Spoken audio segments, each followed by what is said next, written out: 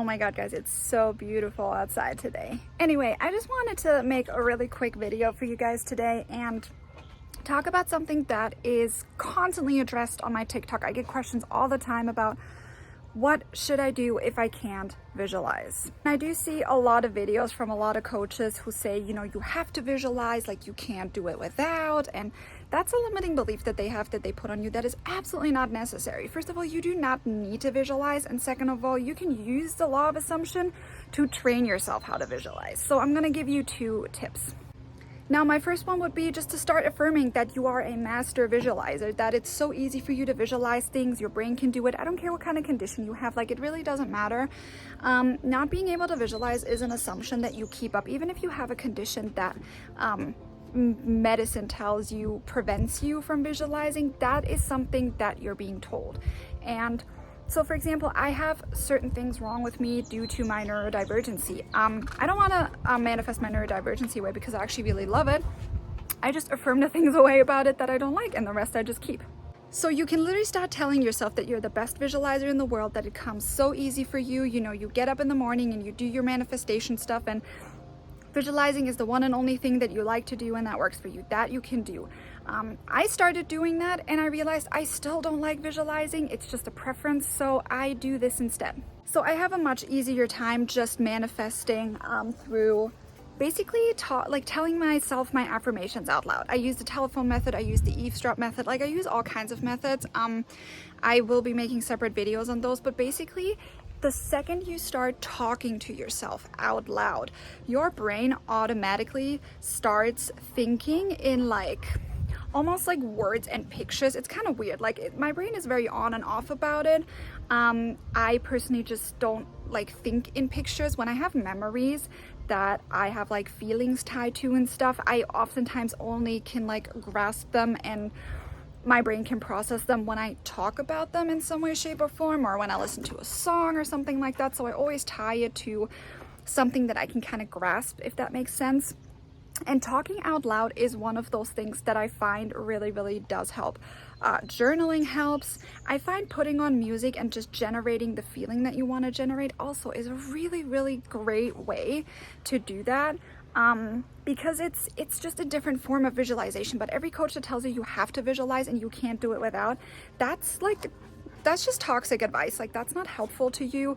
It makes you feel like you can't manifest when we're all manifesting all the time. How can they tell you that everybody manifests, but then you're someone who can't visualize and now all of a sudden you can't manifest? Literally makes no sense. So just don't listen to people like that, please. I don't want anybody to have limiting beliefs about anything. You're the creator of your own reality, and whatever you want to manifest is absolutely limitless. So what I oftentimes also like to use is subliminals. I'm a huge fan of subliminals. You guys know this. What I also really, really like to do is use the voice recording memo thing, and I just record my affirmations and just listen to them. Manifestation should not be a difficult process. You should take the path of least resistance at all times. Above all else, one thing you absolutely do not have to visualize for is living in the end, living as if. I don't need to. So let's say, for example, you want to be married, right? And that would include setting the table at night, for example. I oftentimes use this example because it works really well. So if you were a wife or a husband or whatever, you would set the table for your partner at night when they come home from work, or when you come home from work, or whatever. That's something you just do. You don't have to visualize about it. You don't have to think about it. It's just a normal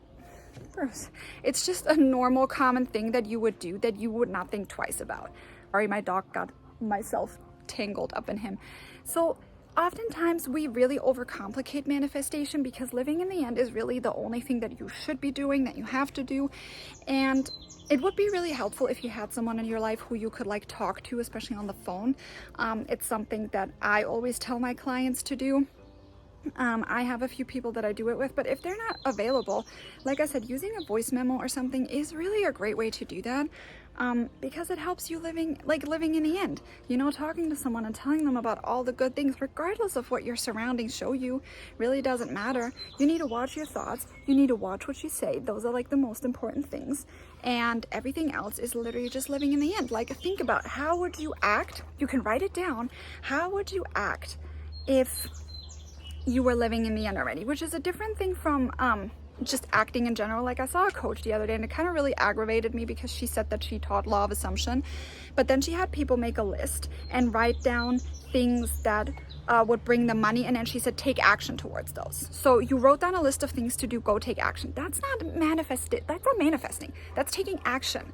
And also not inspired action, by the way. That's just making a list of ways you can make money and then you just work towards them. That's normal everyday work life. Because taking inspired action, taking normal action, and living in the end are literally 3 separate things, and I think I'm gonna make a separate video about it if you guys want to know. But there are minor differences, but they have huge impact based on what they do. But I would always recommend just writing it down if you can't visualize, because the problem is we oftentimes think that our brain is just broken somehow if we can't do that, and that is absolutely not true. I mean, I can't remember shit to save my life, but I just write it down, and that's okay too. And one of the things that I also like to do, which I know a lot of coaches say is law of attraction, is making a vision board. It might be law of attraction, but not the way I use it. There's nothing wrong with taking practices from the law of attraction and using it in a way that aligns with the law of assumption. If they help you, you should use them at all times. There is no limit. What, baby? Sorry. There is no limit to what you can and cannot do. I think he's too hot. We're gonna go back inside. Are we gonna go back inside, Boopy? Is it too warm for you? It's too warm, huh? Yeah, it's hot, huh? He doesn't like the heat.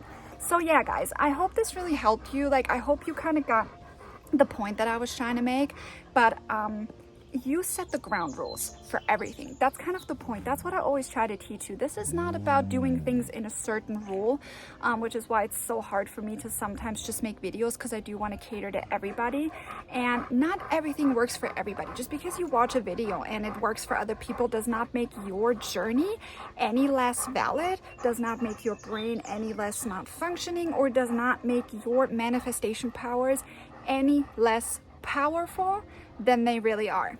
So I really hope this helped you guys, and I will be seeing you in the next video. Bye, guys. Il y a tant devant cette photo d'antan.